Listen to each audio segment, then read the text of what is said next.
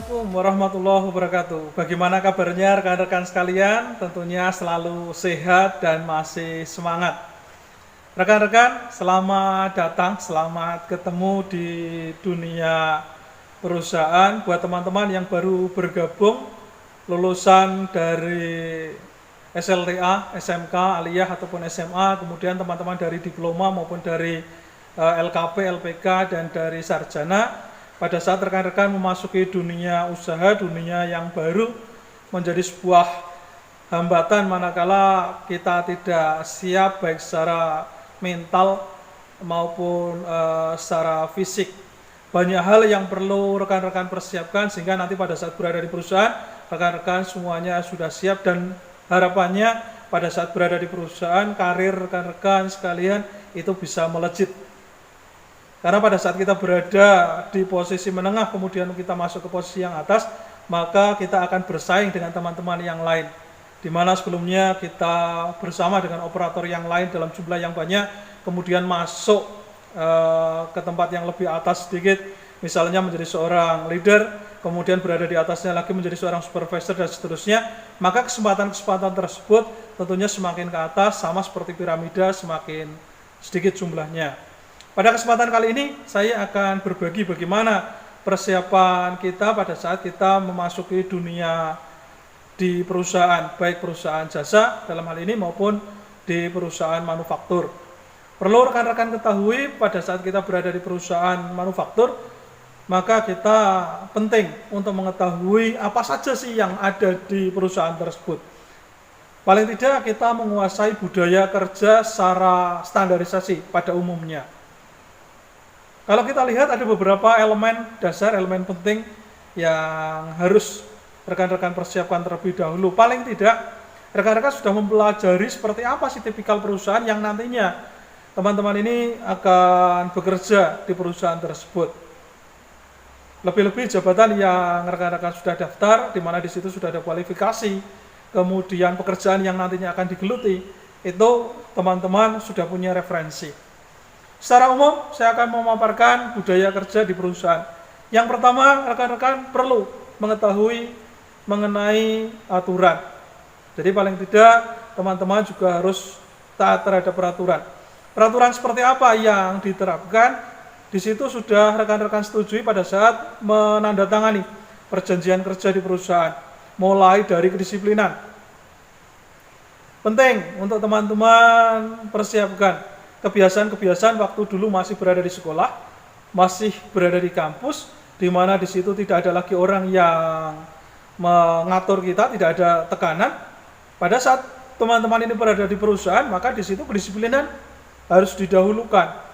Manakala memang di situ bekerja dengan menggunakan shift pagi mulai dari jam 6, berarti teman-teman tidak memungkinkan untuk bangun jam 7, jam 8. Karena pada saat masuk jam 6, maka teman-teman sudah berada di perusahaan. Kedisiplinan merupakan hal penting yang perlu kita perhatikan, karena melewati kedisiplinan yang mana pada saat kita bekerja dengan shift malam, shift pagi, shift siang, kalau kita berada di perusahaan, lebih-lebih perusahaan manufaktur, maka kita sudah harus mempersiapkan itu semuanya. Yang berikutnya, ketertiban. Kesempatan ini kita gunakan pada saat berada di perusahaan, bagaimana kita menjadi orang yang tertib sehingga kita menjadi mercusuar buat teman-teman yang lain. Karena tidak setiap kita pada saat berada di perusahaan, khususnya berada di perusahaan yang secara kedisiplinan, ketertiban itu menengah ke bawah, kurang begitu tertib, maka sebagian diantaranya karyawan-karyawan yang lain itu pasti akan mengabaikan hal tersebut. Namun demikian, kita jangan sampai menjadi orang yang kurang baik.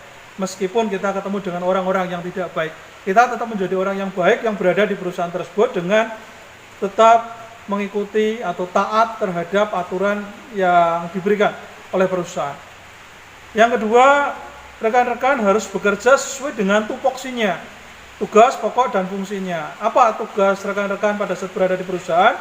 Pada saat teman-teman ini menjadi seorang operator produksi, baik itu pegang mesin konveyor, kemudian pegang mesin pendingin dan seterusnya, maka teman-teman juga harus sesuai dengan tugasnya. Kalau memang bekerja di bagian diesel, maka rutinitasnya berada di bagian diesel, bertugas di situ, sehingga tidak perlu rekan-rekan untuk memberikan banyak sekali pekerjaan kepada teman-teman yang lain, kecuali memang hal tersebut dibutuhkan atau kita disuruh oleh atasan kita untuk membantu. Tugas pokoknya kita lakukan, kemudian fungsinya juga kita sesuaikan, sehingga pada saat kita berada di perusahaan, tupoksi kita sudah jelas tertulis di situ dan kita akan melaksanakan sesuai dengan tugas pokok dan fungsinya. Yang berikutnya adalah kita bekerja sesuai dengan SOP, standar operasional prosedur, pada saat kita melakukan aktivitas sesuai dengan instruksi kerja yang ada. Di mana pada saat kita ketemu dengan mesin, maka di situ ada instruksi kerja bagaimana mengoperasikan mesin, bagaimana setting mesin, bagaimana overhaul mesin, bagaimana penggunaan mesin, dan seterusnya. Maka kita sudah harus mempelajari terlebih dahulu. Minimal pada saat kita training ketemu dengan tentor-tentor yang lain kita menggunakan mesin, maka di situ kesempatan kita untuk belajar lebih banyak menyesuaikan dengan kondisi mesin yang ada di situ. Standar operasional prosedur di sini jangan sampai kita lewati, tidak boleh di situ sesuai dengan pemikiran kita. Karena semua yang sudah dibakukan dalam bentuk standar, maka tugas itu yang harusnya kita lakukan. Yang berikutnya adalah loyal kepada perusahaan.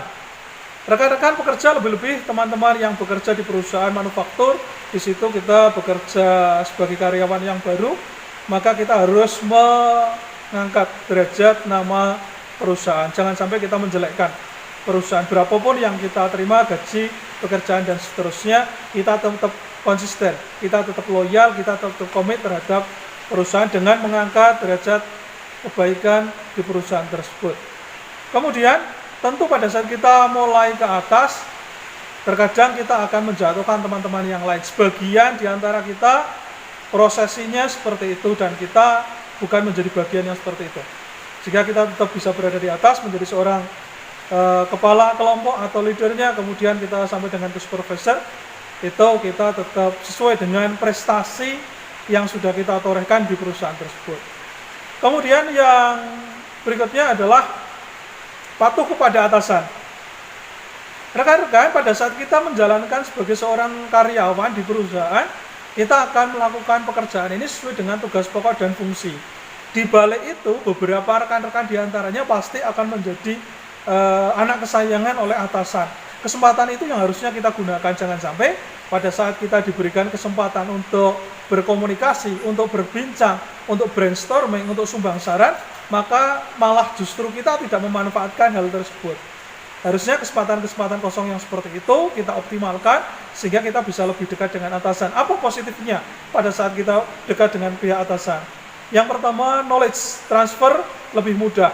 Bagaimana atasan kita yang secara pengetahuan, secara teoritis sudah mumpuni, sudah mengetahui informasi tersebut bisa ditularkan kepada kita, dan belum tentu juga ditularkan kepada karyawan-karyawan satu level, satu tingkat dengan kita.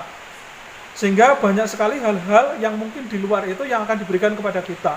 Lebih-lebih di situ nantinya akan ada penilaian kinerja. Tentunya atasan yang akan memberikan kinerja, penilaian terhadap diri kita. Sehingga tunjukkan loyalitas kita, kemampuan akademik kita, kemampuan skill kita pada saat kita berada di perusahaan. Demikian teman-teman, khususnya para pekerja baru yang bekerja di sektor jasa maupun di sektor manufaktur, semoga ini bisa menambah pengetahuan dan bisa bermanfaat. Sekali lagi, bahwa budaya kerja ini semakin kita lebih siap, maka kita bisa lebih cepat berinteraksi dengan lingkungan di perusahaan, dan setelah kita bisa lebih cepat, maka kesempatan untuk naik tahta ke level berikutnya itu akan bisa lebih cepat. Terima kasih, mohon maaf kalau ada tutur kata yang kurang berkenan. Saya Iri, wassalamualaikum warahmatullahi wabarakatuh.